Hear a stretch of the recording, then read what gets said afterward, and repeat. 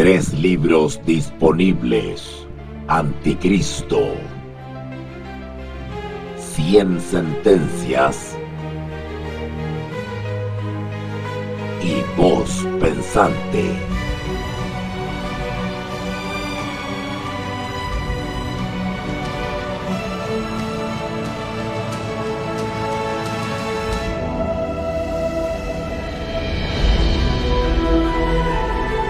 Somos Veritas Dei, Ratio et Revelatio. Una música hermosa, una música medieval hermosa, una música medieval renacentista, ad hoc con el personaje que vamos a estudiar hoy día, ¿vale? Que vamos a analizar hoy día. Ustedes tienen que entender que el correcto estudio de... vamos a poner aquí la pantalla amplia mejor. Bien. Una cosa que deben entender, y se lo explico y se lo enseño así a mis alumnos, es que la palabra de Dios, la Biblia, debe ser estudiada, leída, analizada y reflexionada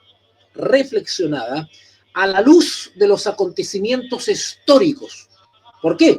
Porque como les explico a mis alumnos siempre en las clases de hermenéutica, ¿verdad? O en las clases de historia de la iglesia, ¿verdad? Pues la Biblia debe ser entendida desde un enfoque, desde una mirada histórica, desde una mirada historicista. ¿Qué quiere decir eso? Que la voluntad de Dios, la providencia, la voluntad de Dios, la deidad, la eterna divinidad o trinidad bíblica, tiene directa relación desde la creación, ¿verdad? Hablando de esta tierra. Desde la creación ha tenido, tiene y tendrá directa relación con los acontecimientos terrenales. No es que el ser humano anda independiente por ahí y Dios está por allá muy lejos en alguna galaxia y no se entera de lo que sucede, no tiene ninguna injerencia de lo que sucede. Falso. Esa es una visión escéptica, ¿vale? Bíblicamente hablando, Dios, la providencia, la divinidad, siempre ha estado estrechamente relacionada con los actos humanos. Los actos de Dios siempre han estado en directa relación con los actos humanos. El devenir histórico de los reyes, los gobernantes, los imperios, los pueblos, las naciones, las tribus, las lenguas, todo el devenir histórico, toda la experiencia humana, desde el punto de vista cronológico, toda la experiencia humana en el contexto de un tiempo y un espacio, siempre ha estado en relación con la voluntad de Dios. Siempre, porque la Biblia nos enseña que Dios está al control. Ejemplo de eso lo tenemos en las profecías bíblicas, ¿verdad? Donde la misma revelación en la apocalíptica Biblia, lo que se conoce como la apocalíptica Biblia, que es en específico las revelaciones proféticas de Daniel y Apocalipsis, nos muestran claramente la manera correcta de leer la palabra de Dios o especialmente la profecía bíblica, que es en el devenir histórico, a la luz de los acontecimientos históricos, de los hechos históricos narrados y testimoniados por en la palabra de Dios. Daniel, por ejemplo, nos habla de imperios que iban a sucederse en la tierra y cómo Dios iba a tener directa relación con esos imperios. De igual manera, el libro de Apocalipsis también nos revela la experiencia, el auge y caída de ciertos imperios y la injerencia que iban a tener o van a tener estos en el tiempo del fin. Cuando hablamos de el tiempo del fin, ¿verdad? O eventos finales, o cuando hablamos de los últimos días, todas esas expresiones tienen que ver con un momento histórico, ¿verdad? Justo antes de la segunda venida de Cristo, ¿vale? Los eventos que prepararán o antecederán al gran acontecimiento histórico, ¿verdad? De la segunda venida de Cristo, más conocida como la parusía, ¿ok? Bueno, después de toda esta introducción, de este comentario que les he hecho, quiero comentarles un poco, ya iniciando ¿verdad? Dando el puntapié inicial a esta conferencia, no sin antes hacer una pequeña oración. Ustedes me acompañan con mucha reverencia, con mucho respeto. Vamos a orar para luego ir ya de lleno entrando a esta conferencia magistral sobre una figura histórica que no le perdono a un creyente cristiano que no conozca a este personaje. Este personaje que vamos a ver es alguien que debemos conocer por cultura y por moral, por un deber moral, ético y moral que tiene que ver con nuestra historia, la historia de la Iglesia de Cristo aquí en la tierra. Vamos a orar, ¿qué les parece? Ustedes me acompañan, oremos. Bendito Dios y Padre, gracias le damos en esta hora porque permites que podamos reunirnos como iglesia, como hermanos, como creyentes. Podamos reunirnos en esta actividad espiritual, intelectual, cultural. Queremos, Señor, y rogamos por tu misericordia que nos acompañes, que nos asesores, que nos ilumines, que la persona del Espíritu Santo pueda descender sobre cada uno de los oyentes para que puedan recepcionar, asimilar, comprender, gozarse, motivarse con la información que aquí se compartirá. Ayúdame, Señor, a compartir con mis amigos esta información maravillosa, inspiradora. Ayúdanos a poder conocer, a no ser ignorantes respecto a cómo tu poder, tu voluntad ha guiado a grandes siervos de Dios en esta tierra. Ayúdanos, Señor, a conocer un pedacito de la historia de la iglesia y que esta información nos ayude a reflexionar respecto a nuestra posición, a nuestro lugar, a cuál es el sentido de nuestra devoción al Dios verdadero. Ayúdanos, Señor, te lo rogamos. Te rogamos esto, te lo pedimos en el nombre del Señor Jesús. Amén y amén. Muy bien, muy bien. Espero que ya estén conectando, vayan compartiendo el link, chicos, para que más y más y más se vayan conectando, más y más se vayan conectando, ¿ok? Muy bien.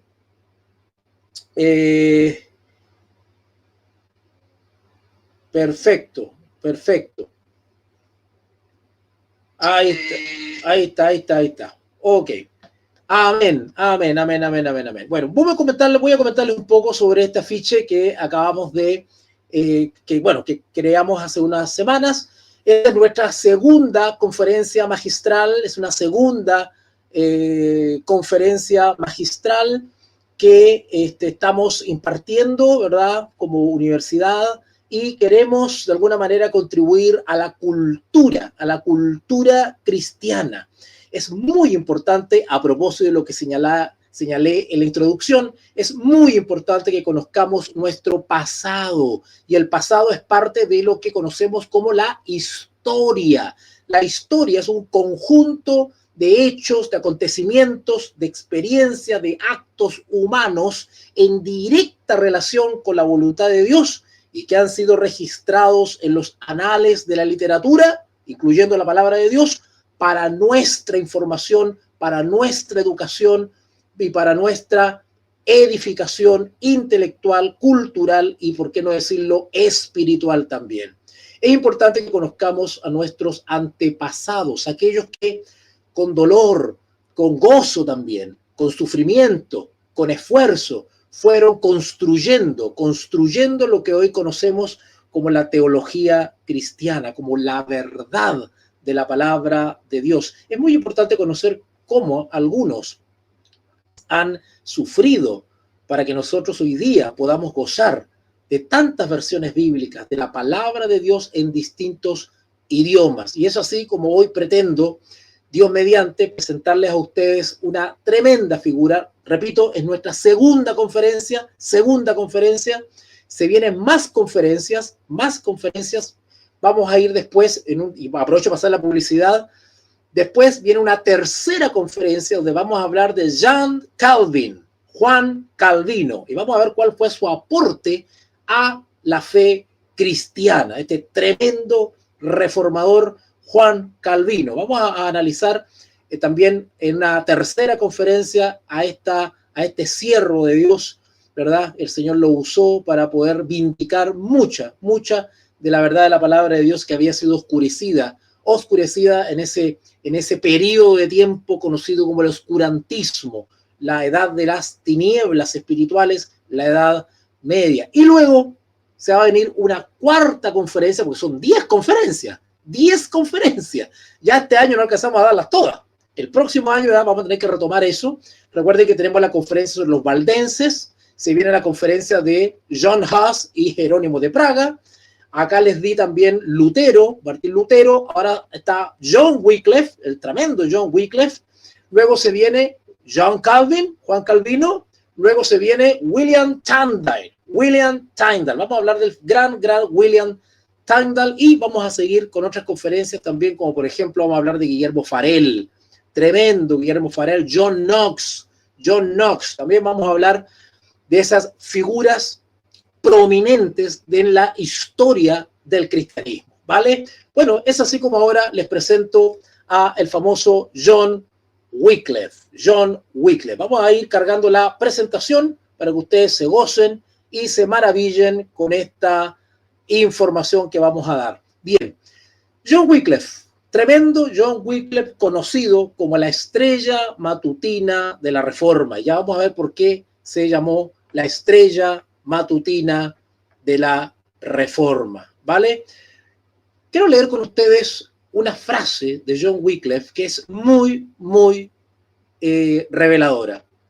Profeso y afirmo ser, por la gracia de Dios, un cristiano sano, es decir, verdadero y ortodoxo. Y mientras haya aliento en mi cuerpo, hablaré y defenderé su ley. Estoy dispuesto a defender mis convicciones aún hasta la muerte. El trabajo de John Wycliffe, un filósofo, teólogo, traductor bíblico, sacerdote y profesor de Oxford, hablando de Inglaterra, fue fundamental para el desarrollo posterior de la Reforma protestante. John Wycliffe nació en 1330 en Yorkshire, al interior de Inglaterra, en una granja de ovejas de 200 millas de Londres. Ingresó a la Universidad de Oxford en el 1346. Note por favor la fecha. Siempre es muy importante cuando analizamos la historia de la iglesia fijarse en las fechas. ¿Por qué? Porque nosotros siempre cuando estudiamos la historia de la iglesia, en especial la Reforma protestante, siempre se nos viene a la memoria el famoso Martín Lutero y la famosa fecha 31 de octubre de 1517. Y eso porque marca una inflexión entre un antes y un después en el desarrollo de la iglesia protestante, ¿verdad? Pero antes de 1517, antes que Martín Lutero clavara en la puerta del castillo de Wittenberg las famosas 95 tesis, ya Dios, la providencia, estaba preparando el terreno y los ánimos, la atmósfera para lo que vendría a ser el gran paso adelante en lo que es la revelación de la palabra de Dios y de la verdad de la palabra de Dios que había sido oscurecida por el romanismo y el papismo. Muchos hijos de Dios, siervos, se levantaron o fueron levantados por Dios antes del 1517, antes de Martín Lutero. Uno de ellos, hay varios. Uno de ellos, John Wycliffe, noten la fecha, 1330, ¿verdad? 1330. Ingresó a la Universidad de Oxford en 1346. Quiero aclarar algo también acá. Y esto siempre se lo digo a mis alumnos siempre. Chicos, la mayoría de los siervos o siervas de Dios que han sido usados en la historia por Dios para liderar una obra trascendente, todos han sido personas formadas, educadas, adiestradas, bien adoctrinadas bíblicamente. Son personas que cultivan, cuando digo educada, no me estoy refiriendo necesariamente a tener títulos, me estoy refiriendo a personas que han sido formadas académicamente, intelectualmente, culturalmente y por lo tanto han desarrollado la capacidad de reflexionar, de comparar, de racionalizar la palabra de Dios y han tenido la potencia intelectual de poder irse dando cuenta de ciertas cosas, ¿vale? Entonces, Ojo con eso, para que ustedes también se sientan motivados a estudiar, a aprender, ¿verdad? A no ser solamente personas que declaran, ¿verdad? Su fe, sino que también se informan sobre su fe y la viven, ¿vale? Así que ingresó a la Universidad de Oxford en 1346, pero debido a la peste negra no pudo obtener su doctorado sino hasta 1372. Sin embargo, para entonces ya era considerado el principal filósofo y teólogo de Oxford. Qué bonito, ¿verdad? Destacarse intelectualmente por sus capacidades intelectuales, ¿verdad? Qué bonito eso. Se aplicó rigurosamente al estudio de la teología y de las escrituras. Mientras lo hacía, se dio cuenta de lo mucho que la iglesia se había desviado. ¿Se dan cuenta?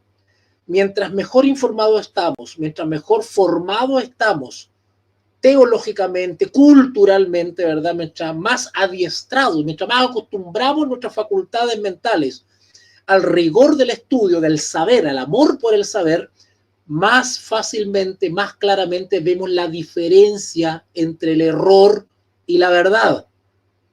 Si yo no estoy informado, es muy difícil que pueda generar esa capacidad de discriminar entre lo verdadero y lo falso. Recuerden lo que dice 1 de Juan capítulo 4, versículo 1. 1 de Juan capítulo 4, versículo 1. Probad los espíritus si son de Dios o no, porque muchos falsos maestros han salido por el mundo. ¿Y cómo probamos los espíritus? Con la palabra de Dios, escrito está. Ese es el filtro que le aplicamos a todo mensajero para saber si está inspirado por el espíritu de verdad o por el espíritu de error. Eso le empezó a pasar a John Wycliffe. Comenzó a interiorizarse, a empaparse de la palabra de Dios y comenzó a darse cuenta que su propio sistema donde él estaba y que amaba y que respetaba y obedecía, estaba en algunos errores teológicos. Miren, y para eso hay que ser honesto intelectualmente. Y a muchos de ustedes les va a suceder. Cuando empiecen a aprender sobre la palabra de Dios, muchos, como me pasó a mí y le ha pasado a muchos, se van a dar cuenta que sus propios sistemas, sus propias instituciones, están en algunos problemas doctrinales o teológicos, ¿verdad? Y eso a veces es por ignorancia, por desconocimiento, por falta de formación, ¿verdad? Pero cuando uno está educado y está formado, por eso que es importante tomar programas de estudio, hacer el esfuerzo en tiempo económico y ingresar a los programas de estudios de instituciones serias de teología para que puedan ustedes también formarse, estudiar, ¿verdad? Y no tener esos vacíos teológicos. Así que en ese sentido, Wycliffe se aplicó rigurosamente al estudio de la teología y de las escrituras. Mientras lo hacía, se dio cuenta de que de lo mucho que la Iglesia Católica Romana se había desviado. Wycliffe fue descrito como, interesante, yo quiero que pongan atención un poquito a esto porque las personas que conocieron a Wycliffe en persona lo describían de esta manera: una figura alta y delgada, cubierto con una capa ligera de color negro, con un cinto alrededor del cuerpo, la cara adornada con una espesa y larga barba, de facciones definidas y agudas, los ojos claros y penetrantes, los labios firmemente cerrados en señal de resolución. El hombre todo, con un aspecto de superior seriedad y repleto de dignidad y carácter. Qué lindo, ¿verdad? Qué lindo cómo la palabra de Dios nos va moldando, nos va configurando a imagen y semejanza de un hombre o una mujer sabios, prudentes, ¿verdad? Dignos. El Espíritu Santo va desarrollando en sus hijos, en sus devotos hijos, en sus piadosos hijos, una dignidad que impresiona, ¿verdad?, a quien nos ve. Vamos a hablar un poquitito sobre Wycliffe y su labor como precursor de la Reforma. Se ha tenido bien describir a algunos reformadores antes, pre-1517, pre-Martín Lutero, se lo ha tendido a calificar como pre-reformadores, antes de la Reforma, ¿vale? Y tiene algo de cierto en realidad, porque todos los intentos de reforma que hubieron antes de Martín Lutero, antes de 1517, ¿verdad?, no fueron grandemente exitosos como lo fue el movimiento de Martín Lutero, ¿verdad? Así que vamos a hablar un poquitito sobre Wycliffe como precursor de lo que se conoció después como la Reforma Protestante, ¿vale? En la década de 1370, John Wycliffe produjo 3 obras significativas. La primera, sobre el dominio divino, apuntó a la autoridad papal. Wycliffe no pudo encontrar una orden bíblica para el papado. Noten qué interesante. Por el solo estudio de la escritura, John Wycliffe no encontró prueba alguna para la existencia del papado. De hecho, argumentó que el papado entraba en conflicto y ocultaba la verdadera autoridad de la Iglesia y de las Escrituras. La segunda obra importante fue sobre el dominio civil. Aquí, Wycliffe apuntó la autoridad de la Iglesia Católica Romana sobre la corona inglesa y la nobleza. No vio ninguna razón para que Inglaterra se viera obligada a apoyar a una iglesia corrupta. En su tercer trabajo principal sobre la verdad de las Sagradas Escrituras, desarrolló la doctrina de la autoridad de la Biblia. Miren qué bonito esto. Estas 3 obras, es decir, sobre el dominio divino, sobre el dominio civil y la verdad de las Sagradas Escrituras, fueron cruciales para preparar el escenario para la Reforma. Es decir, todos estos movimientos, todos estos granitos de arena que aportaba Wycliffe y otros más, sirvieron de preludio, ¿no es cierto?, de empuje a lo que se vendría después en Europa con Martín Lutero, ¿vale? 2 miembros de la facultad que visitaban Oxford regresaron con los escritos de Wycliffe y a su ciudad natal de Praga. Estas obras influenciarían posteriormente a Jan Hus, ¿vale? Ya se viene esa conferencia, Jan Hus, ¿ok? En 1374, Wycliffe se convirtió en rector de la parroquia de Luttenberg. Mientras tanto, Roma había exigido apoyo financiero de Inglaterra, mientras luchaba por recaudar dinero para resistir un posible ataque francés. Wycliffe aconsejó a su señor local, John de Gaunt, que le dijera al Parlamento que no cumpliera, es decir, que no accediera a la petición del Papa para enviarle recursos a Roma. Mírenlo. Argumentó que la iglesia ya era demasiado rica y que Cristo llamó a sus discípulos a la pobreza, no a la riqueza. Tales opiniones y sus escritos hicieron que Wycliffe se metiera en problemas y fuera llevado a Londres para responder a los cargos de herejía. La audiencia apenas había comenzado cuando la controversia se avivó en el recinto. Pronto estallaron en una discusión abierta que terminó con la reunión. 3 meses después, el Papa Gregorio XI emitió 5 bulas o edictos de la Iglesia contra Wycliffe, en los cuales fue acusado de 18 cargos y fue llamado maestro de los errores. Ahí tienen ustedes una ilustración de lo que fue Gregorio XI. En una audiencia posterior ante el arzobispo en el palacio de Lambert, Wycliffe respondió, noten, palabras de Wycliffe: estoy listo para defender mis convicciones hasta la muerte. He seguido las Sagradas Escrituras. Ya está. Algo muy parecido a lo que pronunció después, varios años después, Martín Lutero. ¿Se acuerdan de esas famosas palabras que pronunció en Worms? Bueno, vayan a ver la conferencia que di sobre Martín Lutero. Continuó diciendo que el Papa y la Iglesia estaban en segundo lugar en autoridad a las Escrituras. Esto no le agradó a Roma, pero debido a la popularidad de Wycliffe en Inglaterra y a una posterior división en el papado, hoy conocido como el Gran Cisma de 1378, Wycliffe fue puesto bajo arresto domiciliario y dejó de pastorear.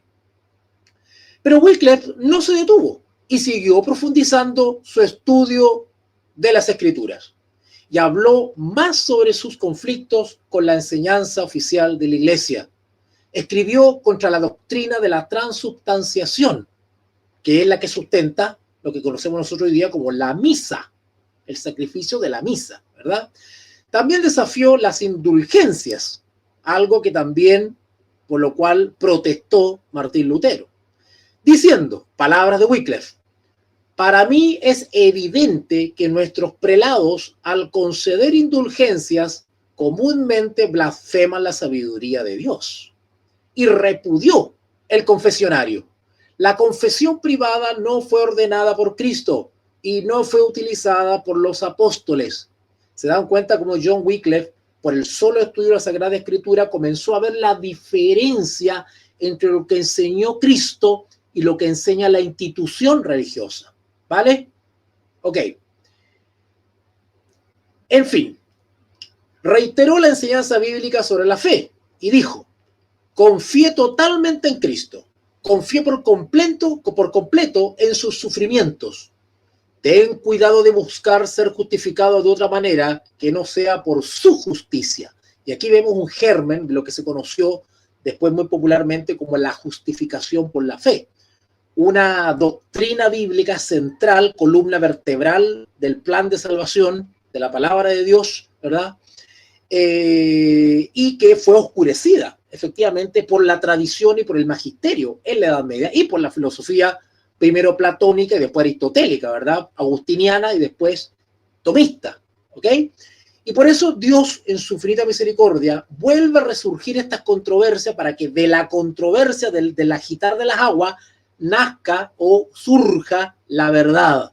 A veces es necesario el conflicto, a veces es necesario la controversia, a veces es necesario el escándalo, cuando Dios así lo permite, para que la verdad pueda ser descubierta. De otra manera, se mantendría siempre en tinieblas y aplastada. Y eso es lo que pasó durante la Edad Media. La verdad, o mucha verdad de la palabra de Dios, fueron oscurecidas y tapadas por la tradición y la superstición de la Edad Media.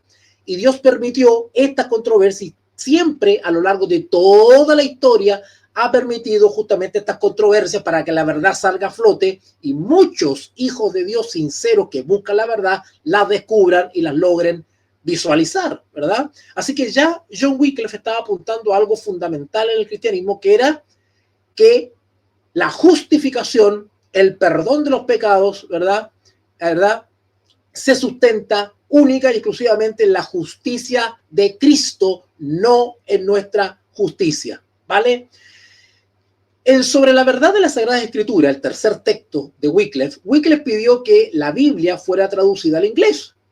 Que tenemos que recordar que en la Edad Media el idioma oficial, la lengua oficial, digamos, del mundo académico, del mundo teológico, ¿verdad? De la gente educada, docta, era el latín. El pueblo llano, el populacho, la población en general, ¿verdad? El campesinado, los artesanos, no manejaban ese dialecto del latín. Por lo tanto, no tenían acceso, había una barrera idiomática ahí, lingüística, ¿verdad? Y Wycliffe dijo, bueno, así como yo he sido bendecido y he comprendido y me he realmente gozado con el entendimiento de la palabra de Dios, el descubrimiento de la palabra de Dios, bueno, ahí está la clave para que el resto de la población, ¿verdad?, pueda conocer directamente la palabra de Dios y cumplamos la gran misión, que es difundir el evangelio, pues. El evangelio no puede estar solamente en manos de algunos privilegiados, de algunos doctos. El evangelio hay que hacerlo accesible, ¿verdad?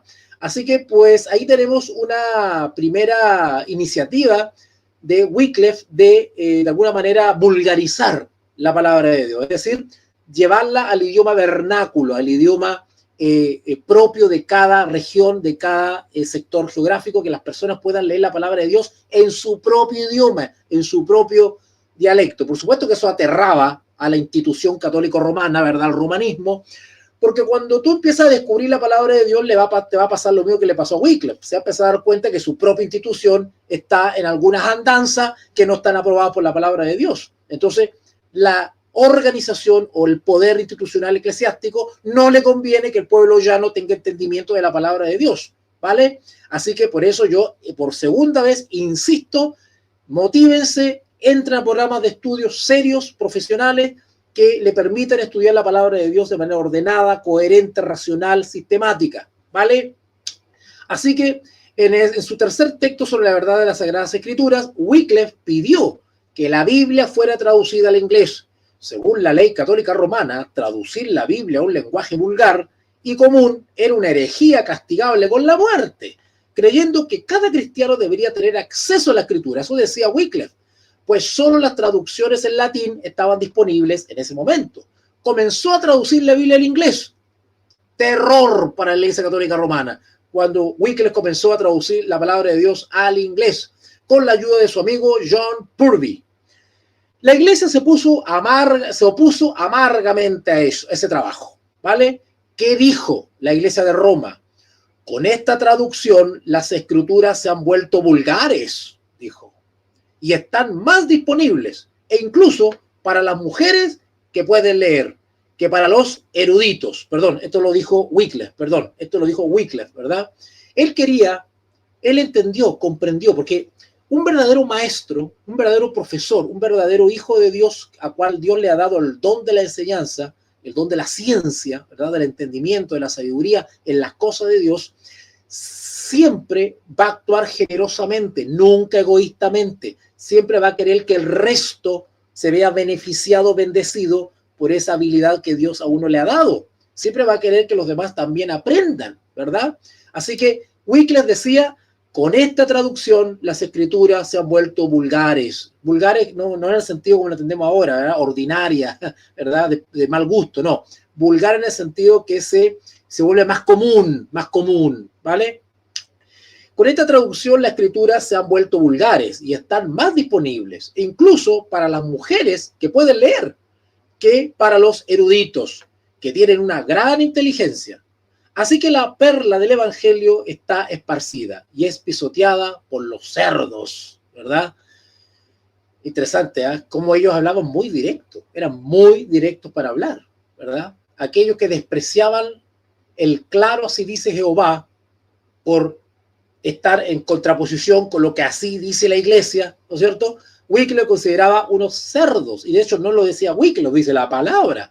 Aquellos que menosprecian las perlas de la palabra de Dios son cerdos, ¿verdad? Wycliffe respondió, los ingleses aprenden mejor la ley de Cristo en inglés. Moisés escuchó la ley de Dios en su propia lengua. También lo hicieron los apóstoles de Cristo. En marzo de 1378, Wycliffe lanzó un tratado llamado De Veritate Searae Serinturae, que hizo que los jerarcas católicos se crisparan de furia, y a partir de ese fundamento, que solo la Biblia contiene la verdad para el estilo de vida y las doctrinas cristianas, Wycliffe comenzó a señalar agudamente las diversas herejías e hipocresías que habían florecido en la Iglesia católica. El estudio de la palabra de Dios nos ayuda a discernir, a descubrir los errores, las herejías, las imprecisiones, las desviaciones que la iglesia generalmente practica. ¿O ustedes creen que actualmente las congregaciones, las iglesias, no tienen herejías en sus credos?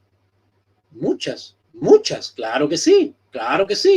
Y esas deben ser descubiertas a la luz de la palabra de Dios. El tema es que a veces cuando se descubren, no se tienen los pantalones para hacer las correcciones, ¿verdad? Prefieren echar a los modernos Wycliffe que cambiar el sistema, ¿no es cierto? A partir de ese fundamento, ¿qué cuál? Que solo la Biblia contiene la verdad para el estilo de vida y las doctrinas cristianas, Wycliffe comenzó a señalar, hay que tener pantalones para eso, para el 1378, hacerles observaciones críticas al gran poder hegemónico religioso en Europa. Había que tener pantalones para eso. Y no solamente pantalones, ¿eh? Convicciones, ¿vale? Wycliffe comenzó a señalar agudamente las diversas herejías e hipocresías que habían florecido en la Iglesia Católica. Este tratado, es decir, de Veritates, tenía 32 capítulos que defendían la verdad de las Sagradas Escrituras contra las mentiras de los papas. Wycliffe había cruzado una nueva frontera. Esto es una característica de todos los reformadores. Cuando usted estudia la vida de todos los reformadores, los más prominentes, ¿verdad? Los que más hicieron ruido, por decirlo así. Ustedes se dan cuenta que muchos de ellos comenzaron a tirar de la puntita del hilo y se empezaron a tirar y se empezaron a dar cuenta que había más hilo de lo que ellos creían. Ellos comenzaron a descubrir ciertas cosas que su propia institución no estaba conforme a la palabra de Dios, pero a la medida que iban profundizando la palabra de Dios, más cosas iban descubriendo, más errores iban descubriendo. Y por lo tanto, su conciencia, su ética, su moral interior, sus convicciones religiosas, su integridad, su honestidad, no les permitía quedarse callados. Hay que hablar, hay que decirlo. Wycliffe no creía que fuera necesaria una interpretación oficial de la Biblia por parte de la Iglesia. Pensaba que la Biblia podía ser puesta sin peligro aún en las manos de las personas más ignorantes. Claro, Porque el maravilloso fenómeno que tiene el estudio de la palabra de Dios es que a la persona menos formada, la más humilde, la más ignorante, la más indocta, la Biblia la educa. La educa. La palabra de Dios tiene ese maravilloso don o carisma de refinar, de transformar al lector sincero y honesto, ¿verdad? A diferencia de la jerarquía católica, Wycliffe predicaba que la verdadera iglesia estaba formada por todas las personas elegidas por Dios, no solo por sus líderes. Dijo: todos los cristianos y los señores laicos en particular deberían conocer las Sagradas Escrituras y defenderlas. Y ningún hombre es tan tosco erudito que no pueda aprender las palabras del Evangelio según su propia simplicidad. Y acá tenemos ya un ámbito, entramos a un ámbito más, hacemos un guiño a lo que es la hermenéutica. No vamos a comprender la palabra de Dios de manera seria y responsable si no conocemos los principios de interpretación que la misma Escritura nos entrega. Claro, no se trata de entrar a la Escritura y leerla hacia el tuntún, como se dice, ¿verdad? Así como que lo que el Señor me dé, así lo que yo creo, lo que yo siento. No. Es una manera irresponsable de leer la Escritura o predicar la Escritura. La Escritura debe ser leída según los principios de interpretación que la misma Escritura nos entrega. ¿Vale? Ok. Pero no solo era necesario traducir la Biblia, también tuvo que ser copiada y distribuida. Imagínense, en ese tiempo no había fotocopiadora, ¿verdad? Tengo entendido, sí, hasta ahí, porque no estaba la imprenta, no existía todo el desarrollo de la imprenta como lo sucedió después al tiempo de Lutero, ¿verdad? Así que imagínense ustedes traducir la Biblia. Todo lo que demoraba, eso demoraba años en traducir una Biblia. Imagínense ustedes en distribuirla para sacar copias y copias. Era todo un trabajo, un esfuerzo humano impresionante.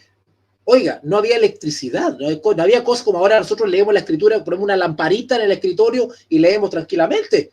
En ese tiempo se hacía a vela, con lámparas a vela, tenían que estar escribiendo ahí, por eso que se optaba por escribir de día, con la luz natural. Y de noche eso significaba un esfuerzo óptico tremendo, un desgaste, ¿verdad? Así que no solamente era necesario traducir la Biblia, también tuvo que ser copiada y distribuida. Este proyecto se emprendió antes de la invención de la imprenta, inventada en 1440, por lo que las copias tenían que hacerse cuidadosamente a mano. A pesar de los desafíos, cientos de Biblias fueron producidas y distribuidas por el ejército de pastores de Wycliffe. Claro, evidentemente, como Wycliffe era profesor, entonces muchos de sus alumnos se vieron motivados a apoyarlo en esta maravillosa y loable empresa, que era copiar, distribuir la palabra de Dios, ¿verdad? Aunque eso significase mucho esfuerzo humano. A pesar de los desafíos, cientos de Biblias fueron producidas y distribuidas por el ejército de pastores de Wycliffe, quienes predicaron en toda Inglaterra. Los seguidores de Wycliffe llegaron a llamarse Lollardos. Y ahí ven ustedes algunas representaciones, ¿verdad?, que de alguna manera nos muestran, ¿verdad?, Wycliffe leyendo la traducción de la Biblia, ¿verdad?, a Juan de Gaunt, duque de Lancaster, y tenemos en la fotito abajo a Wycliffe dando instrucciones a sus seguidores, los famosos Lollardos. En 1376, Wycliffe comenzó a escribir tratados en los que proclamaba su posición contraria a la excesiva riqueza de la Iglesia. Escribió: de dominio divino, de civil dominio, de oficio regis y de eclesía. Son los escritos más prominentes de Wycliffe. En estos tratados, y ahí vemos una fotito que representa a Wycliffe escribiendo, como le contaba, ¿verdad? Ellos escribían con la luz del día. Noten ustedes en la fotito cómo él tiene la ventana abierta, ¿verdad?, para que entre la luz solar, natural, porque es la única manera de no desgastarse la vista, ¿ok? Bien. En estos tratados, Wycliffe declaraba que los asuntos civiles y temporales de la iglesia deben estar bajo el control del rey, no de los clérigos, algo que hoy día se ha abandonado, ¿verdad? Y que el clero tenía un llamado más elevado, ¿verdad? Dado que los clérigos estaban llamados a servir en la enseñanza y la orientación espiritual, debían deshacerse de toda posesión temporal, excepto de la comida, el alojamiento y las ropas que fueran necesarios. Wycliffe escribió también que ningún hombre del clero debía ocupar ningún puesto civil y que el rey tenía el derecho de remover a cualquier clérigo indigno de su cargo. No como hoy día, ¿verdad? Que cuando hay un clérigo, ¿verdad? O un líder en la iglesia comete un pecado grave, lo traslada, ¿no es cierto? Lo traslada a otra región para que pase, ¿verdad? Pero lo siguen teniendo en un cargo, ¿verdad? Cuando lo que tiene que hacerse es destituirlo por inmoral o por poco ético. Revelar las motivaciones políticas de la iglesia fue el primer paso. Ojo con eso. Lo que prácticamente estaba revelando o denunciando Wycliffe es lo que la apocalíptica bíblica, en especial el libro de Apocalipsis, llama fornicación. Cuando la iglesia fornica con el Estado, cuando la iglesia tiene relaciones ilícitas o indebidas con el poder civil. Eso en apocalíptica bíblica se llama fornicar, fornicación. Y creo que es una fornicación, es una relación ilícita, ¿no es cierto? O que a veces la fornicación también puede ser, puede derivar en adulterio, ¿vale? Bien, así que revelar las motivaciones políticas de la iglesia fue el primer paso. Wycliffe estaba bien encaminado en su plan y ya se sentían las repercusiones a kilómetros y kilómetros de distancia, hasta en el mismo trono del Vaticano.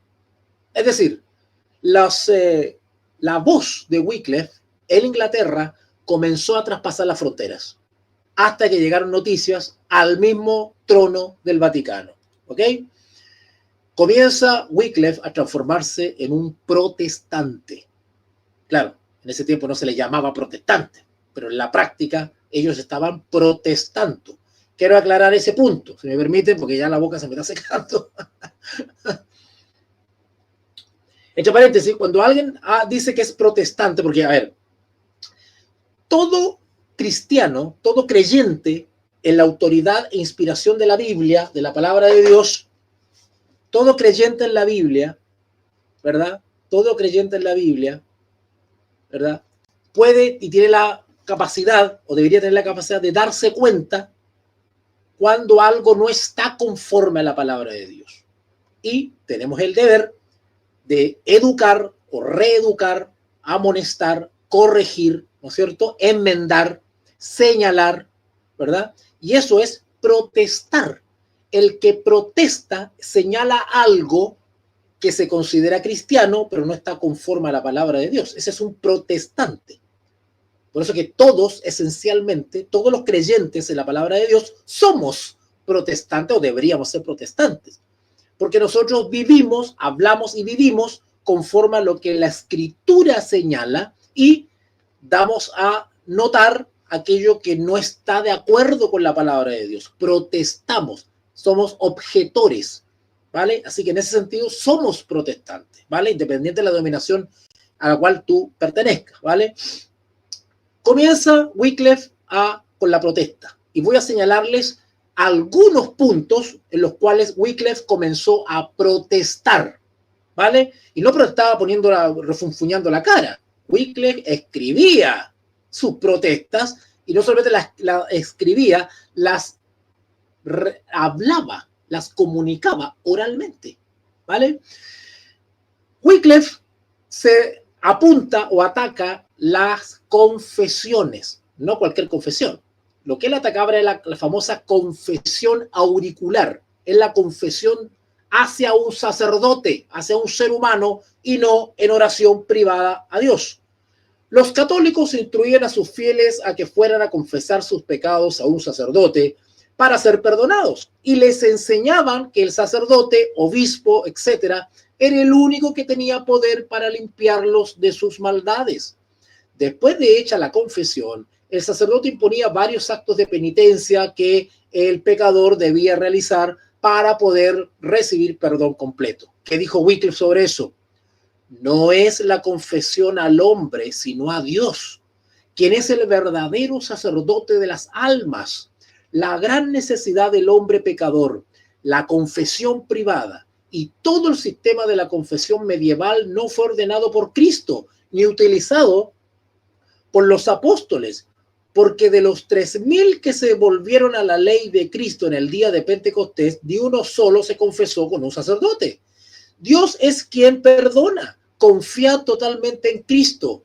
Cuidaos de buscar ser justificados de cualquier otra obra, de cualquier otra forma que no sea por su justicia, por la justicia de Cristo. La fe en nuestro Señor Jesucristo es suficiente para la salvación. Mire qué maravilloso, qué lindas las palabras de Wycliffe. Como como reformadores tenemos que reencauzar al que está en el error. Tenemos que persuadir a aquel que está siguiendo un curso de acción que no está conforme a la palabra de Dios. Estoy hablando de otros creyentes. Cuando hay otros creyentes que están tomando un curso de acción que no está validado o aprobado por la palabra de Dios, nosotros tenemos el deber de protestar, ¿verdad? Y señalar el mal camino de la manera más amorosa y pedagógica posible, por supuesto, y persuadir al que está en el error a volver a lo establecido, al fundamento de la palabra de Dios, de los profetas y los apóstoles, ¿verdad? Qué lindo, qué educativo. Bueno, como buen profesor. Todo eso es increíble, ¿eh? Cómo lo hace la educación. Segundo punto en el cual Wycliffe protestó, la famosa absolución. Absolución. Ecco te absolvo a peccatis tue, ¿verdad? Yo te absuelvo de todos tus pecados, dice el sacerdote, cuando una persona se va a confesar, ¿verdad? Los católicos enseñaban que solo un sacerdote, obispo, etcétera, podía liberar a una persona de la culpa del pecado.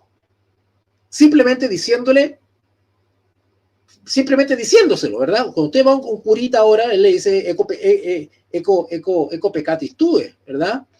Muchas veces se pagaba por la absolución con dinero, indulgencias, y alguna otra clase de posesión, o se consideraba redimido el pecado, perdonado el pecado, absuelto de pecado cuando usted hacía una gran donación a la iglesia.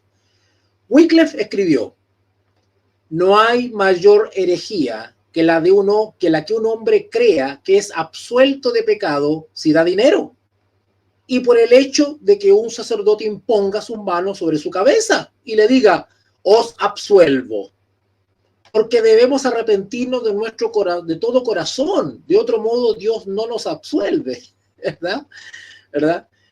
Para ser perdonados por el Señor, tiene que haber una experiencia maravillosa de arrepentimiento, primero de conciencia de pecado, de arrepentimiento, ¿verdad? Y el arrepentimiento, ustedes saben lo que es, ¿verdad? El arrepentimiento es dolor por haber desobedecido a Dios, ¿verdad? Porque soy consciente de que soy un pecador. Hay una conciencia plena de mi condición frente a Dios, ¿verdad? Y busco restauración en Dios por la fe, ¿verdad? Bien, avancemos entonces. Tercer punto en el cual Wycliffe protestó: las famosas indulgencias. Las indulgencias fueron creadas como un método para recaudar fondos y así mantener al Vaticano libre de deudas y para pagar las excesivas deudas en que la iglesia ya había incurrido. La iglesia enseñaba que por medio de las indulgencias las personas podían comprar su salida del purgatorio, lugar de depósito después de la muerte donde podían satisfacerse las consecuencias de acciones pecaminosas. Se les decía que a las personas que se compraban indulgencias, el Papa ordenaba a los ángeles, noten el poder del Papa, el Papa ordenaba que los ángeles que llevaran el alma que había partido directamente al cielo, evitando el purgatorio, porque ya había pagado por sus pecados. Así que las personas hacían lo que querían, así que las personas hacían lo que querían. O sea, no había un arrepentimiento, porque después iban a la iglesia, pagaban y era liberada por la sola declaración del sacerdote o del Papa, ¿verdad? Wycliffe escribió sobre eso y dijo: es claro para mí que nuestros prelados, al otorgar indulgencias, comúnmente blasfeman la sabiduría de Dios, simulando en su avaricia, codicia de dinero y locura, comprender lo que en realidad no comprenden. Conversan sobre el tema de la gracia como si fuera una cosa que puede ser comprada y vendida como un asno o un buey. Y al hacerlo, aprenden a hacer un mercado de la venta de perdones. Y el diablo se ha servido de un error en las escuelas para introducir de esa manera herejías en la moral. Confieso que las indulgencias del Papa son una manifiesta blasfemia, en tanto que él se arroga el poder de salvar los hombres casi sin límites. Pero yo os digo que aunque tengáis frailes y monjas para cantar por vosotros, y aunque cada día escuchéis muchas misas y fundéis capillas en vuestro honor y colegios, y vayáis de peregrinaje toda vuestra vida, y entreguéis todos vuestros bienes a los perdonadores, todo eso no llevará vuestras almas al cielo. Noten, qué tremendo, ¿ah? Qué tremendo. En el fondo subyace en estas protestas de Wycliffe un cuestionamiento claro al poder temporal del Papa, el cual se arroga atributos que solamente le pertenecen a Dios. Y eso, todos los reformadores, incluyendo Wycliffe, los llevó a algunas conclusiones, a aplicar las características de un anticristo al papado, ¿vale?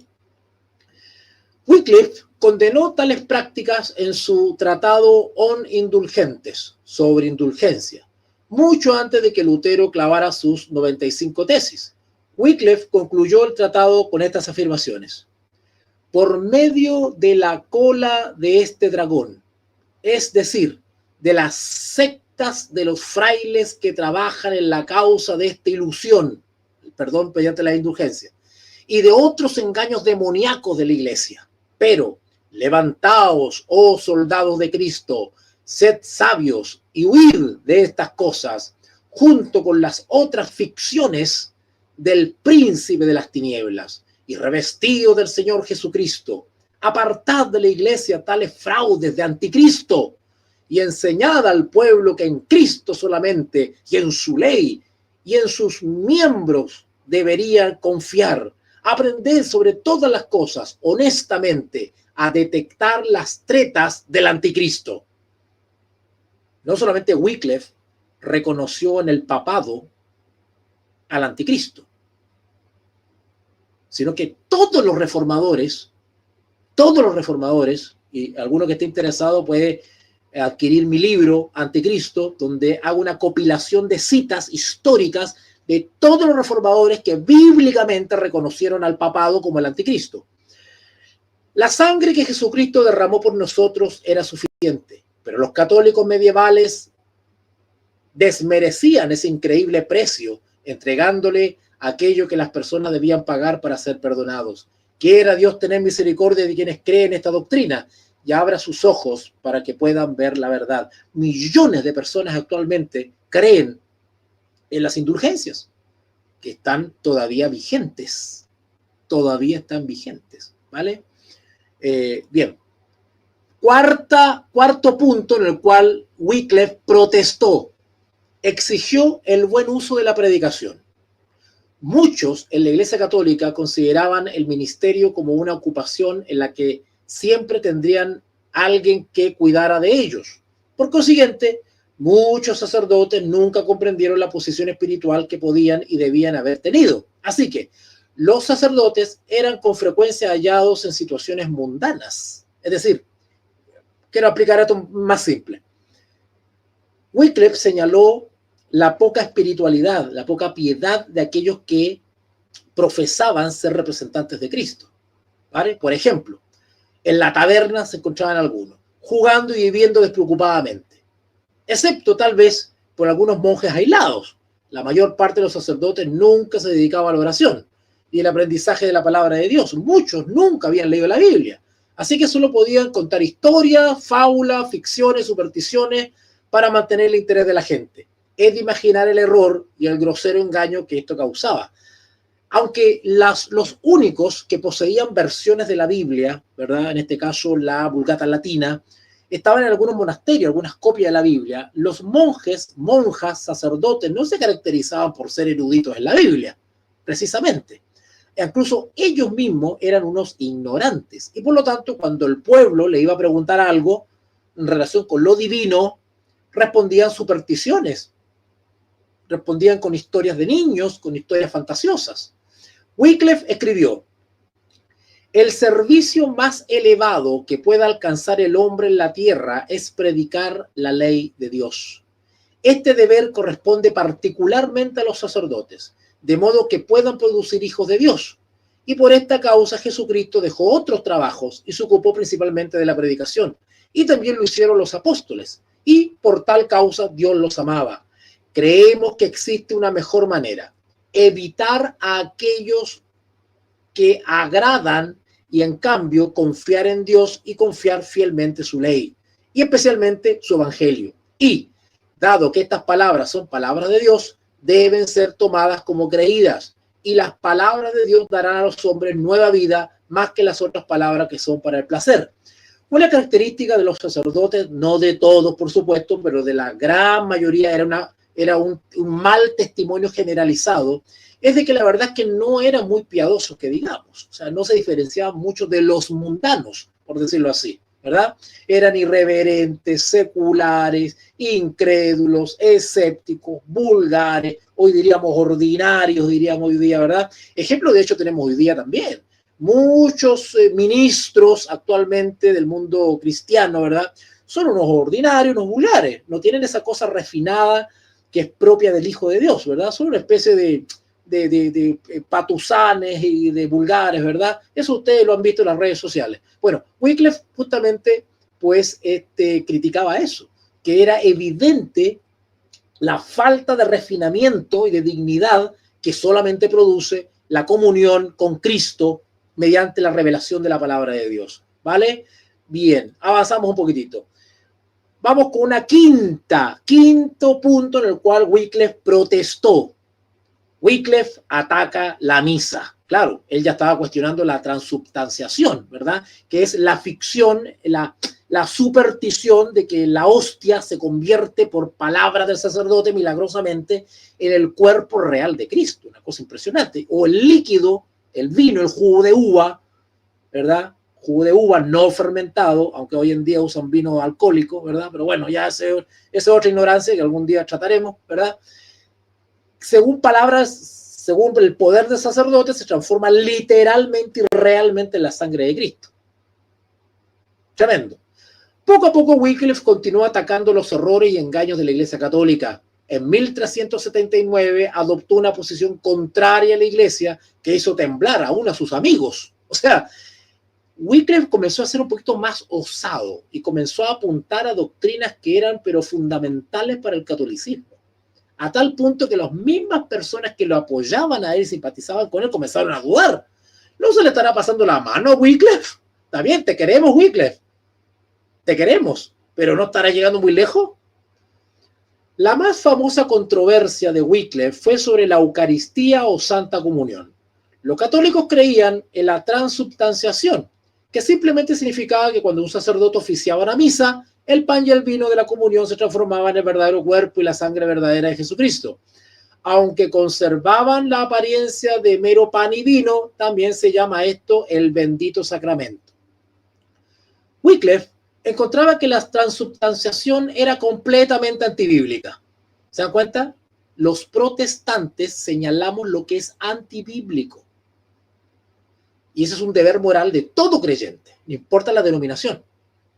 Todo creyente tiene el deber de enseñar y educar respecto a algo que no es bíblico. Y hay que enseñar qué es bíblico y qué no es bíblico. ¿Vale? Wycliffe encontraba que la transubstanciación era completamente antibíblica. En su tratado titulado De Eucaristía, presentó sus convicciones a partir de dos puntos fundamentales. Primero, la transubstanciación no se encuentra en la Biblia. Segundo, la creencia de la transubstanciación era totalmente desconocida hasta el siglo XII, que se había convertido en dogma. Eso es lo otro. La Iglesia Católica Romana no es que nació inmediatamente con todas las creencias que tiene. A lo largo de los siglos fue añadiendo ciertos dogmas antibíblicos, ¿vale?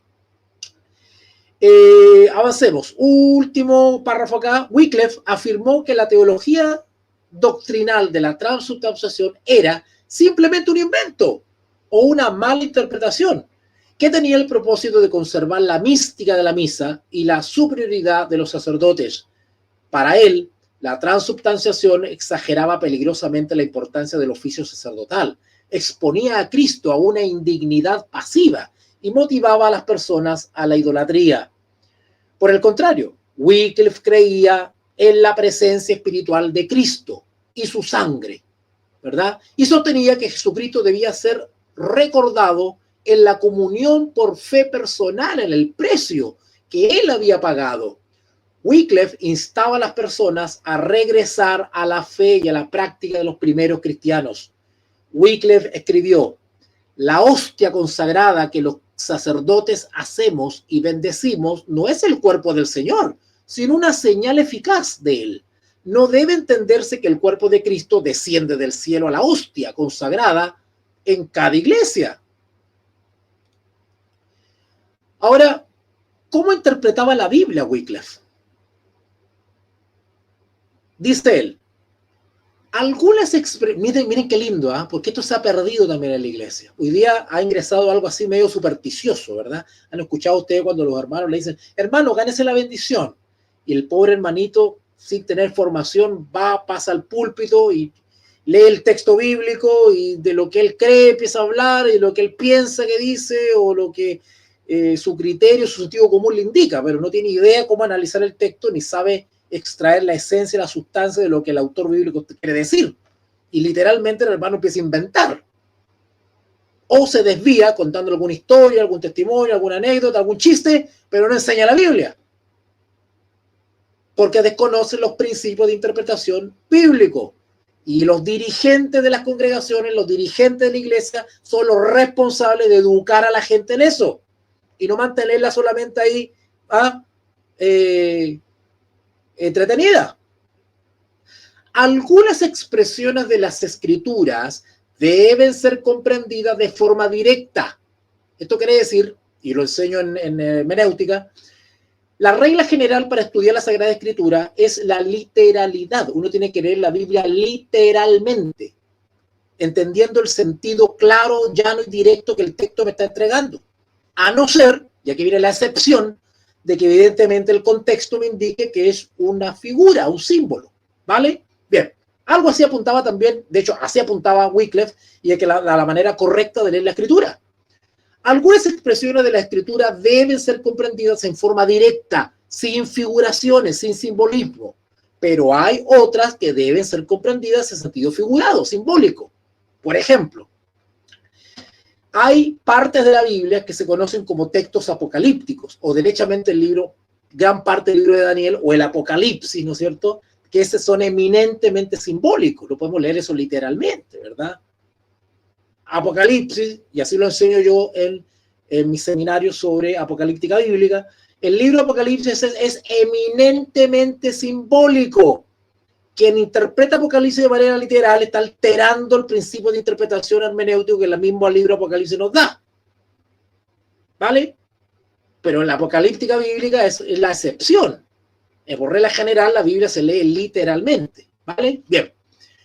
Así como Cristo llama a Juan el Bautista Elías y San Pablo dice que Cristo era una piedra, encontramos tales modos de expresión constantemente en las Escrituras. Y en esas expresiones, sin duda, la producción es hecha de manera figurativa.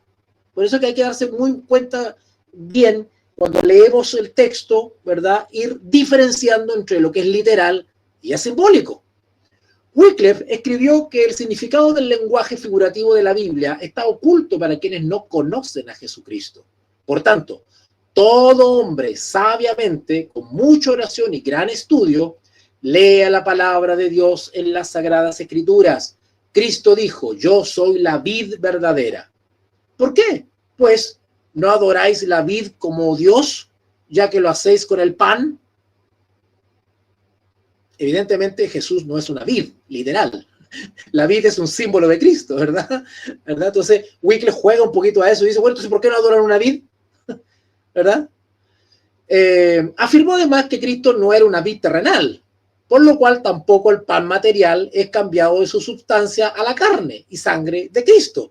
Esto Wycliffe lo intentó explicar para poder destruir la superstición de que la hostia es o se convierte literalmente en el cuerpo de Cristo, ¿verdad?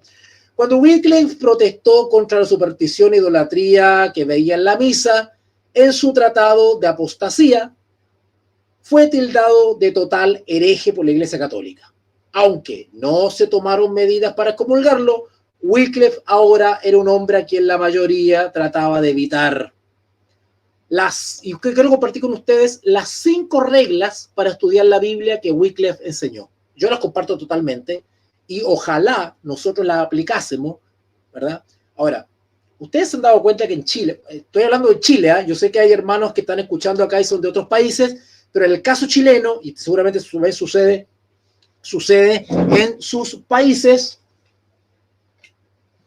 tengo que prender la luz porque ya se estaba oscureciendo acá. Seguramente también sucede en sus países, ¿verdad? Sucede en sus países. En Chile hay más de 3.500 denominaciones cristianas, no católicas. 3.000, más de 3.000, creo que 5.000. Bueno, da lo mismo, 3.000, 5.000, es un montón. ¿Sabe a qué se debe eso? Algunos dicen, ay, es que es una manera de expandirse en la predicación de la palabra de Dios. Falso, falso. Para expandir la palabra de Dios no necesitas refundar 1.000 denominaciones. Para predicar la palabra de Dios necesitas un cuerpo de misioneros de verdad que viajen por el mundo, instruidos. Hay más de 3.000 o 5.000 denominaciones cristianas en Chile, porque a cada cual se le ocurre interpretar la Biblia como quieren. Se pelean con la congregación, se salen, hacen su personalidad jurídica, ponen un letrero y vamos con otra religión más. Eso sucede porque se desconocen los principios de interpretación, porque no se enseñan. No se enseñan. Como no se enseñan, cada cual interpreta la Biblia de alguna manera. ¿Vale? Entonces tenemos un montón de sectas, no iglesias, sectas que dicen cualquier cosa distinta a la otra y cada vez se alejan más de la palabra de Dios. Así que les voy a compartir 5 reglas para estudiar la Biblia derivadas de los estudios de Wycliffe, ¿vale? Número 1, obtener un texto confiable. Primero. Segundo, comprender la lógica de las escrituras, es decir, tener una idea general de geografía bíblica. 3, comparar las partes de las escrituras entre sí. Esta es una regla de hermenéutica que significa que la Biblia es su propio intérprete, la Biblia se explica a sí misma. Cuando nosotros tenemos alguna duda respecto a un texto, tenemos que ir a otros textos para complementar e ir armando todo el armazón. Bueno, eso se enseña en hermenéutica bíblica. Díganle a su pastor, a su líder, que a la iglesia le enseñen hermenéutica bíblica. Eso es básico y es responsabilidad de los líderes. Si no, va a estar igual que el papismo, que solamente los eruditos y los clérigos tenían el conocimiento teológico. Todos tenemos que tener el conocimiento de la palabra de Dios. Así que exige a su pastor, a su líder, que ahí gasten los recursos en instruir a la iglesia. No que traigan a un parlanchín que se traiga el micrófono y lo haga llorar a todos y lo esté saltando. No, a uno que ponga una pizarra con un plumón y se ponga a enseñar la Biblia y no use usar las neuronas. Las neuronas. ¿Vale? Bien. Primera regla bíblica. Obtener un texto confiable, comprender la lógica de la escritura, comparar las partes de las escrituras entre sí. Cuarto, mantener una actitud de humilde búsqueda. Hay que tener una debida actitud para acercarse a la palabra de Dios. Si yo me voy a estar acercando a la Biblia igual que los gnósticos, bueno, ahí estamos mal, ¿verdad? Tengo que acercarme a la palabra de Dios con la debida disposición, que la palabra de Dios es inspirada por Dios y es autoridad en materia de conciencia religiosa. Y número 5, recibir la instrucción del Espíritu, ¿vale? Johann Wycliffe declaró algo bastante controversial, pero no solamente John Wycliffe, sino que también todos los reformadores estuvieron de acuerdo en lo mismo. Bíblicamente hablando, ellos reconocieron al Papa y al papado, ¿verdad?, como sistema, como el anticristo. Cito, yo afirmo con seguridad que el Papa es el anticristo mismo, no por su vida impía solamente, sino por la perversión de la escritura. Esto está de acuerdo con lo que enseña la Biblia. La Biblia, le paso la publicidad, tengo un libro que se está vendiendo muy bien, se llama Anticristo, donde analizo las 5 menciones que se hace en la Biblia sobre la palabra anticristo. Eso lo analizo. Pronto lo voy a reeditar porque voy a añadir más material, ¿vale? Así que cuando Wycliffe señala al Papa como el anticristo, está de acuerdo con lo que el apóstol Juan en su primera carta y en su segunda carta revela sobre lo que es un anticristo, ¿vale? Bien, avancemos.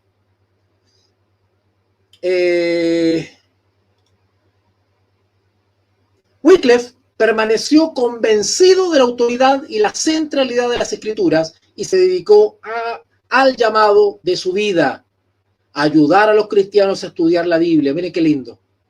Murió el 30 de diciembre de 1384, casi exactamente 100 años antes de que naciera Martín Lutero. Murió antes de que se completara la traducción y antes de que las autoridades pudieran condenarle por herejía. Su amigo Purvey es considerado responsable de la versión de la Biblia Wycliffe que tenemos hoy. En 1415, el Concilio de Constanza, y a un servidor tuve la oportunidad de estar en Constanza, Alemania, ¿verdad? Para los 500 años de la Reforma Protestante, ya voy a hablar sobre eso algún día en una conferencia. Tuve la oportunidad de estar en Constanza y estar ahí en el recinto, en el lugar donde justamente se condenó a muerte a John Huss y a Jerónimo de Praga. Bueno, esa ya otra historia, se la contaré en otra conferencia, ¿vale? Avancemos un poquitito. Bueno, aquí tienen ustedes una fotito original de la Biblia de Wycliffe en la Biblioteca Británica. Y acá es un grabado, a su mano derecha es un grabado del Concilio de Constanza, ¿vale?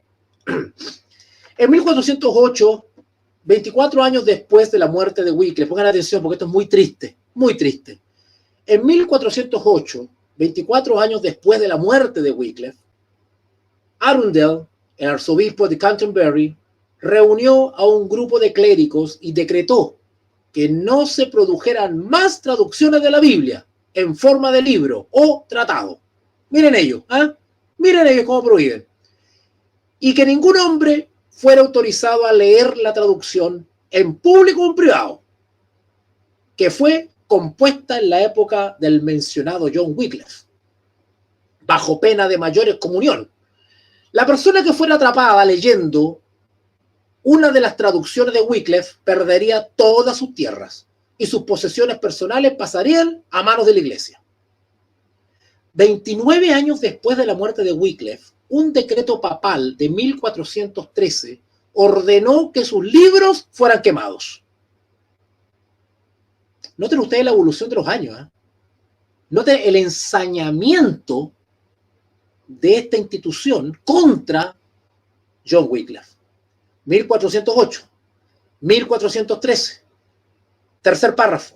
En 1415, 31 años después de la muerte de Wycliffe, 31 años después, el Concilio General de la Iglesia Occidental se reunió en Constanza y condenó sus enseñanzas con 300 cargos. Condenaron su memoria como la de, entre comillas, uno que murió en absoluta herejía, cierre comillas. Y ordenaron que sus huesos, noten esto es satánico, ¿eh? Ordenaron que sus huesos fueran exhumados de su lugar de reposo y arrojados a distancia de los sepulcros de la iglesia. No fue sino hasta 1428, aproximadamente 44 años después de la muerte de Wycliffe. No les bastó con lo que hicieron antes, que el Papa ordenó que los huesos de este fueran exhumados y quemados. El nuevo obispo de Luttenworth, Richard Fleming, cumplió la tarea. Después que los huesos de Wycliffe fueron exhumados y quemados, las cenizas fueron arrojadas al río Swift en un intento por borrar todo rastro de él. Como observó un cronista llamado Thomas Fuller, pongan atención, lo que dijo este cronista, este historiador Thomas Fuller, sobre esos actos de venganza póstumos hacia John Wycliffe. Quemados sus huesos hasta reducirlos a cenizas, y las arrojaron al Swift, un río que corría allí cerca. De esta forma, este arroyo llevó las cenizas al Avon. El Avon, del Avon al Cerber, del Cerber a los estrechos mares, y ellos al amplio océano. Así, las cenizas de Wycliffe son el emblema de su doctrina, que ahora está dispersa por todo el mundo. John Wycliffe ha sido llamado la estrella matutina de la Reforma, porque todos sus esfuerzos sembraron el terreno para quien vendría después, ¿verdad? Aquí vemos una representación, ¿no es cierto?, de la quema de los huesos de John Wycliffe, que está en el libro de John Foxe, Los Mártires, un libro que lo recomiendo, Los Mártires de John Foxe, ¿vale? Wycliffe no vivió para ver los resultados de su visión, no vivió para ver su traducción de la Biblia que llegaba al pueblo. Lo único que tenía era la visión en su corazón y su amor por la gente común. Lo único que supo hacer fue plantar la semilla y confiar en que Dios completaría lo que había comenzado. Y Dios, sin duda, lo hizo. Aquí vemos una representación pictórica del monumento, ¿verdad? Hay un monumento de los reformadores que se levantó, bueno, aquí tiene una pintura, pero acá está la foto real, digamos, de la ciudad de Worms, Alemania. Se levantó en 1868 uno de los mayores monumentos a la Reforma iniciada por Lutero. Bueno, este es un monumento de Lutero en realidad, está en Worms, en Alemania, pero alrededor está flanqueado por muchos reformadores. Incluso está sentado ahí John Wycliffe y está sentado Baldo de los valdenses, ¿verdad? ¿Verdad? Y aquí tenemos un acercamiento de la estatua que representa a Wycliffe, que está ahí en ese monumento a Martín Lutero en Worms, hasta el día de hoy. Ahí tiene usted un acercamiento de la carita y la representación escultural que se hizo de Wycliffe. Y acá tengo un par de libritos que los recomiendo, un par de libritos que, según mi criterio, son libros maravillosos, que son muy conmovedores. El libro de los mártires, de John Foxe, un clásico donde se habla del siglo I hasta el XVIII, XIX, sobre todos los mártires que han habido en la historia del cristianismo. Y luego está la famosa colección Los Generales de Dios. Yo no recomiendo todos los tomos, ¿verdad? Para mí, el único tomo que vale la pena de esos tomos es este, que creo que es el primero, Los Generales de Dios. El primer tomo es el único que para mí realmente aborda los verdaderos principios o, digamos, los verdaderos paladines de la fe cristiana, ¿vale? Ahí tenemos otro acercamiento de la actual estatua de John Wycliffe que se levantó en conmemoración a la Reforma Protestante, especialmente Martín Lutero, ¿vale? Pero incluyeron una estatua de John Wycliffe, ¿vale? Y pues doy por terminada la conferencia de hoy, la estrella matutina, la estrella de la mañana de la Reforma, John Wycliffe. ¿Ok? Bien. Queridos amigos, ha sido una larga jornada. Lo prometido es deuda. Gracias al Señor por permitirme exponer esta conferencia magistral a todos aquellos que les interese educarse, formarse, cultivarse, ¿verdad? Informarse sobre la historia, un pedacito de la historia de la iglesia cristiana, a la cual ninguno de nosotros deberíamos tener ignorancia. Ninguno.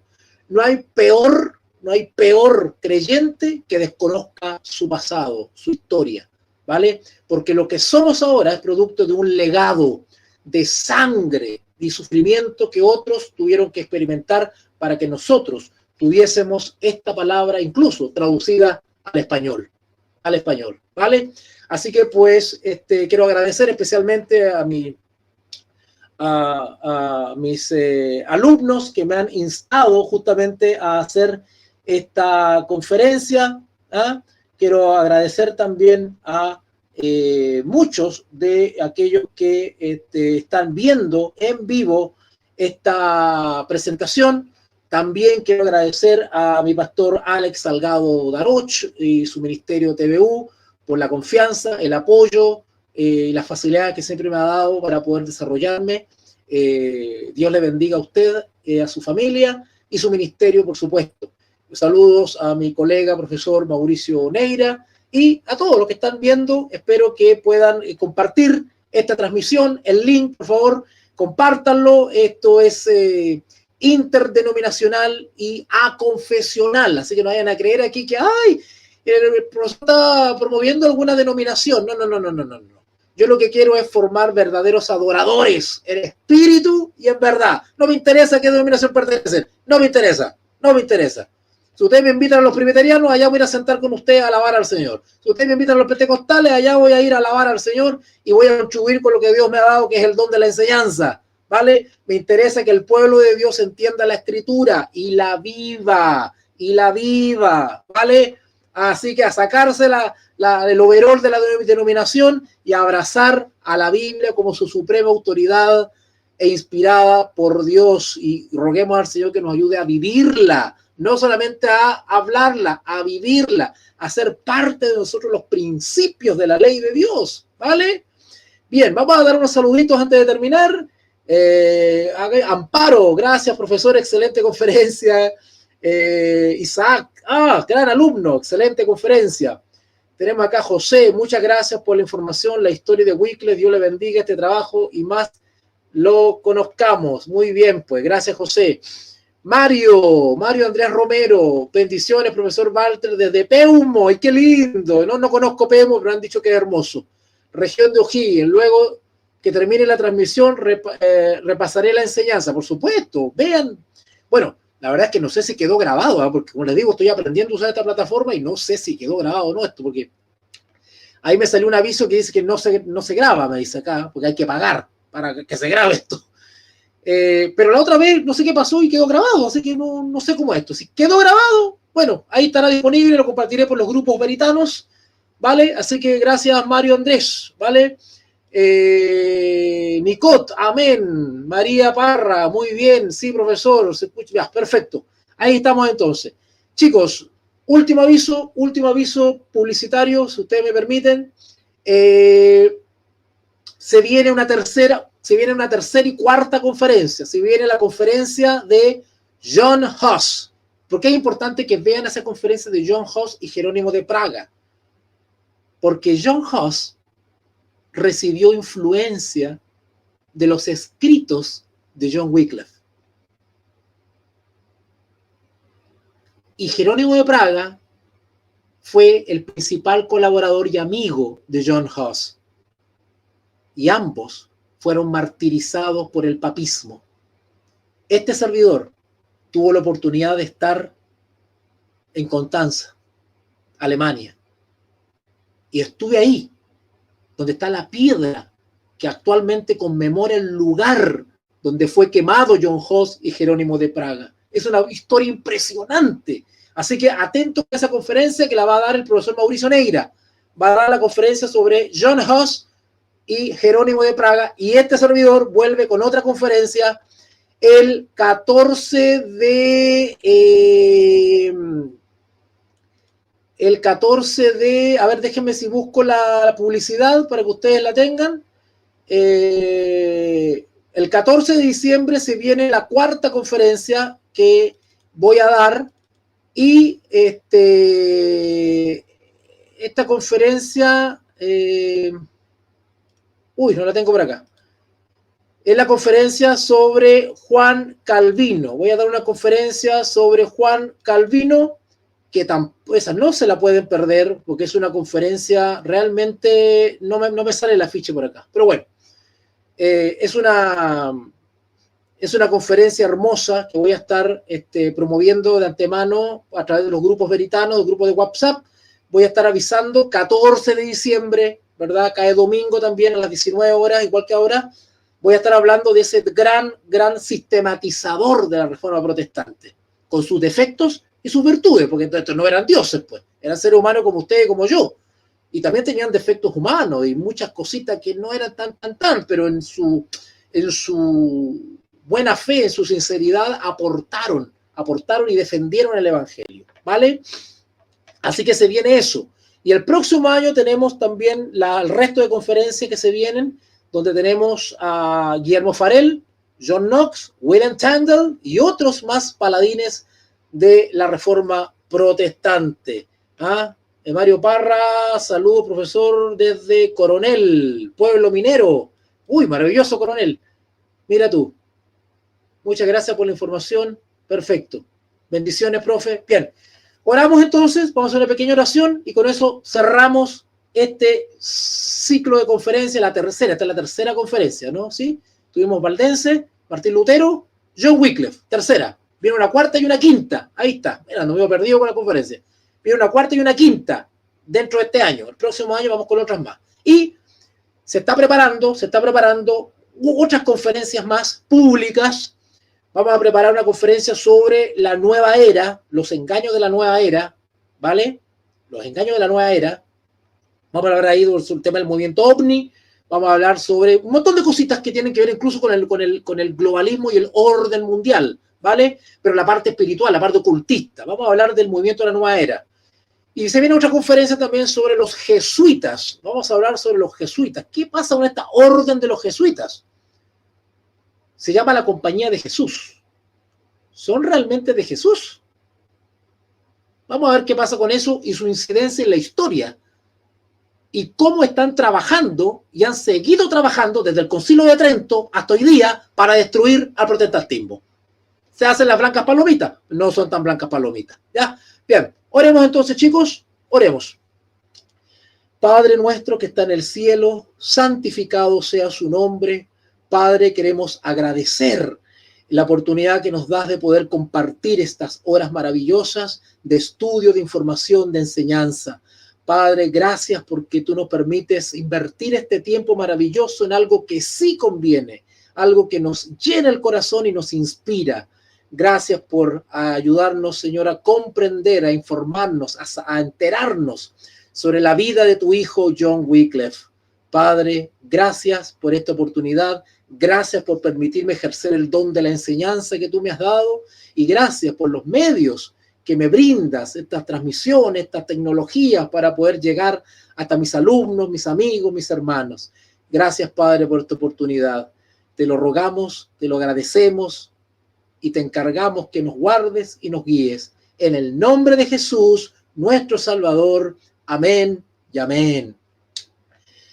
Gracias, queridos amigos. Los dejo entonces.